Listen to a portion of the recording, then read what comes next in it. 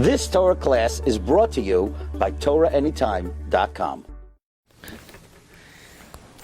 Okay, good afternoon, everyone. We continue in the Orchos Chaim of the Rosh. We are up to Ois Chaf Aleph.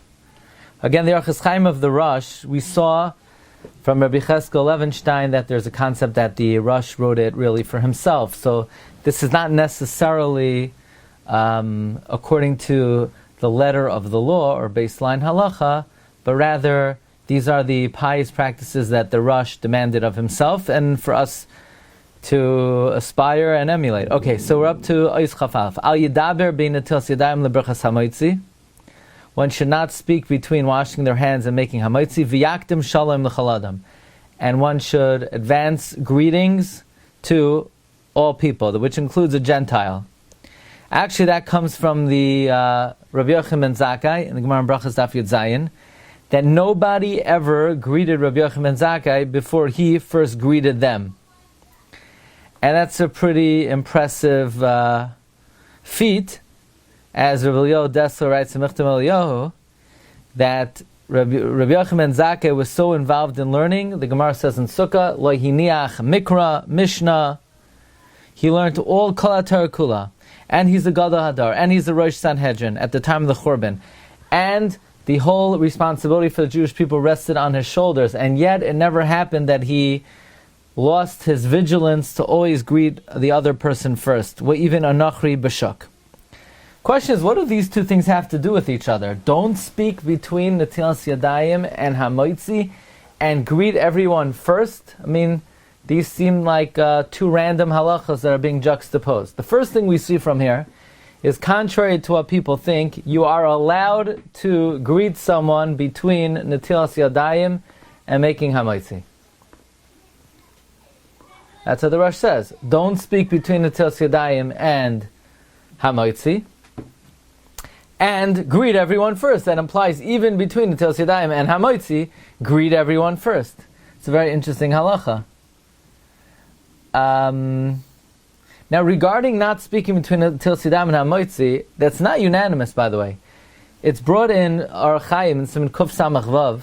The Mechaber brings two opinions. Some say that you don't have to be careful not to talk. You just can't get involved in some kind of asek or some kind of other occupation, and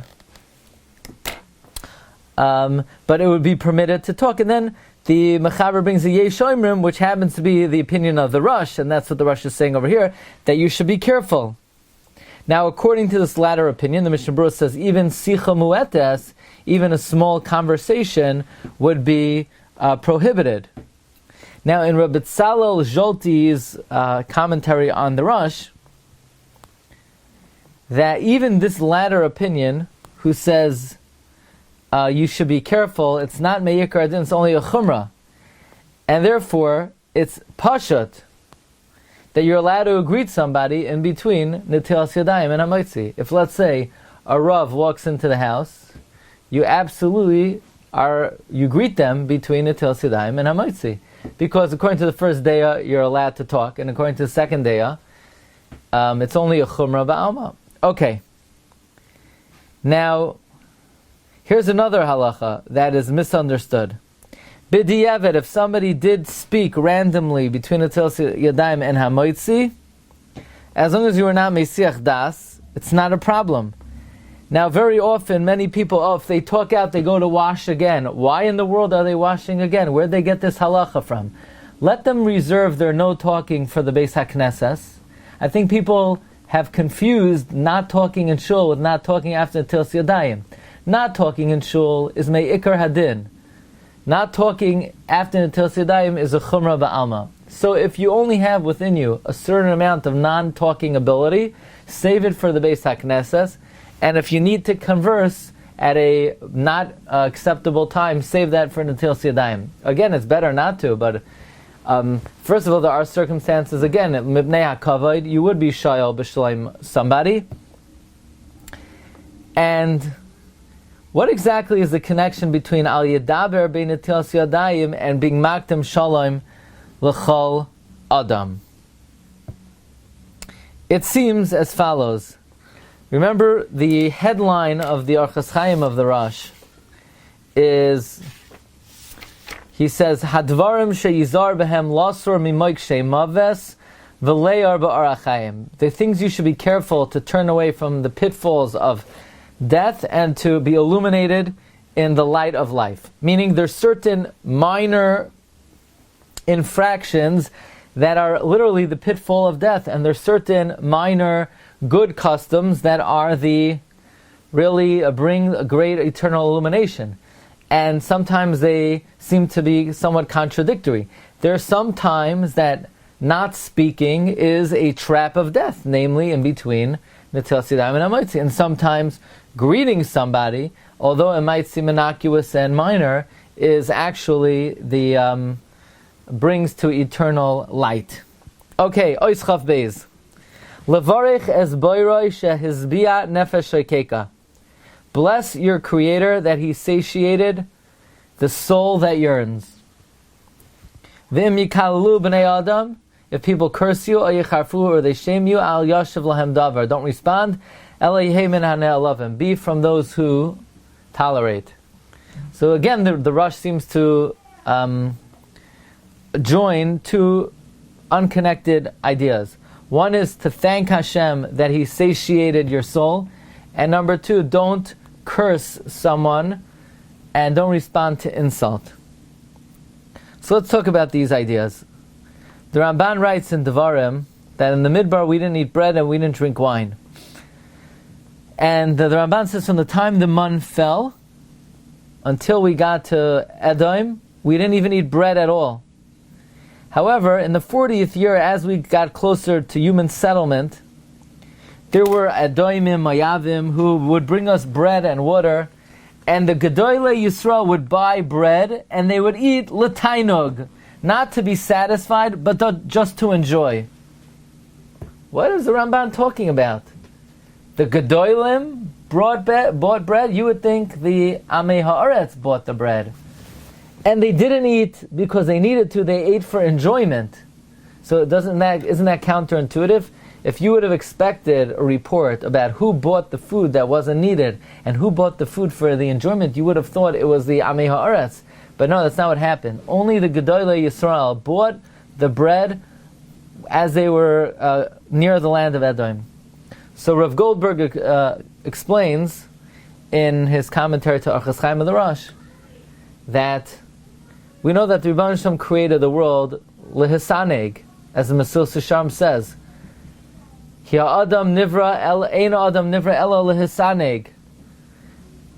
Now the Mesilas Yesharim adds al Hashem. The true enjoyment is closeness to HaKadosh Baruch Hu.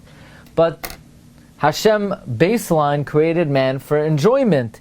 The purpose of the enjoyment is that we should recognize it and thank Him. Now the Gedolei Yisrael who ate the mun recognized that their eating of the mun was just to keep themselves alive, but they wanted to have enjoyment to be able to thank Hashem. So they were the ones who went out of their way to buy extra food that wasn't needed to enjoy, to be able to thank Hashem. But the regular folk who didn't feel they were on the madrega to eat extra just to thank Hashem, they figured if they're going to buy extra food, it would be just to enjoy, so they didn't do it. It's an amazing thing that it comes out that the greater a person is, the more enjoyment they're allowed to have, provided that the enjoyment is in order to thank Hashem.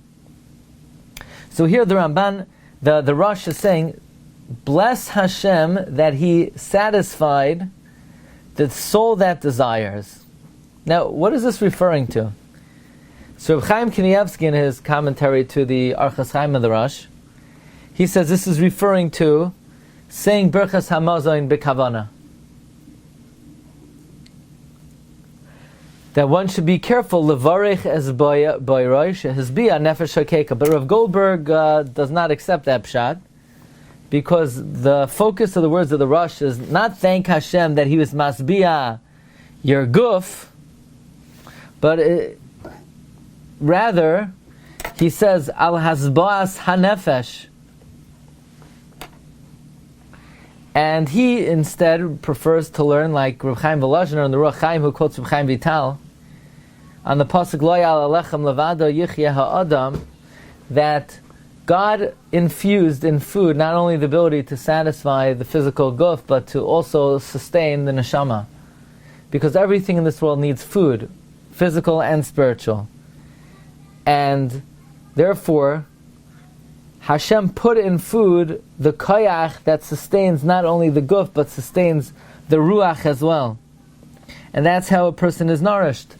The physical component of the food nourishes his body, and the spiritual component of the food nourishes his soul. And this, Rav Goldberg says, is what the Rosh means, that you should thank Hashem when you eat, not only that He nourished your body, but He also gave nourishment and kayach to your soul through the spiritual power which is attached to the food. Now, we'll speak tomorrow more about this concept to be among those who are insulted and not among, and not to react. But what does that have to do with Birchas Hamazon? So Goldberg explains that somebody who recognizes and feels that he is not entitled to anything in this world, and the food that HaKadosh Baruch Hu gives him is a gift to satisfy his body that yearns and his soul that yearns, so that attitude will allow one to be min hane'elavim ve'inamovim. But somebody who doesn't feel the need to show gratitude to HaKadosh Baruch Hu because they sort of take it for granted and they feel entitled to be able to eat, so that will prove to be very difficult to be able to tolerate insult and lack of kavod. Okay, we're going to hold it over here. Thanks everyone for joining. We'll see everybody, Be'ez Hashem, tomorrow, same time. Kol Tov, have a great night. Bye-bye.